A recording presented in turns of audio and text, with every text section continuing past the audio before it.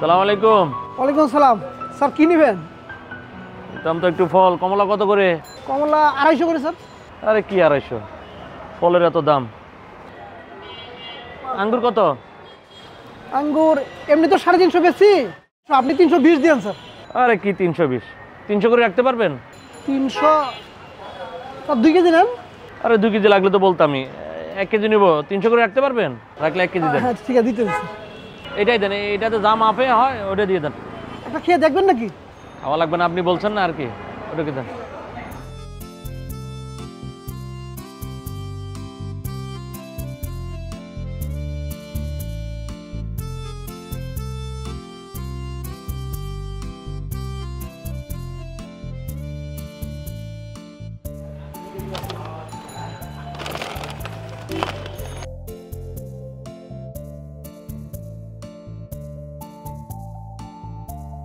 Sir 300 না?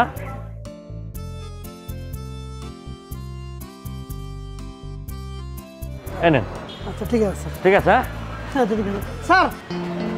আবার কি, টাকাটা তো দিলাম, কমাইলো? একটু স্যার, এই যে আপনার 3টা আঙ্গুর হয়ে গেছে। কিসের আবার 3টা আঙ্গুর? এটা আরে আপনি তো মাইফাই দিলেন দেখলাম। না স্যার, ওই ঠোঙ্গার দামে 3টা আঙ্গুর আপনি পাবেন।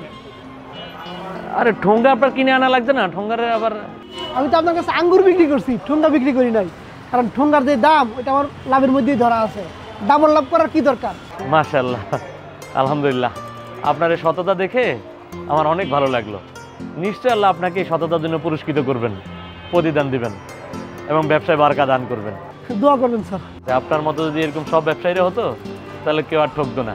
আসি তাহলে। আচ্ছা, আসসালামু আলাইকুম। ওয়ালাইকুম আসসালাম। বাহ।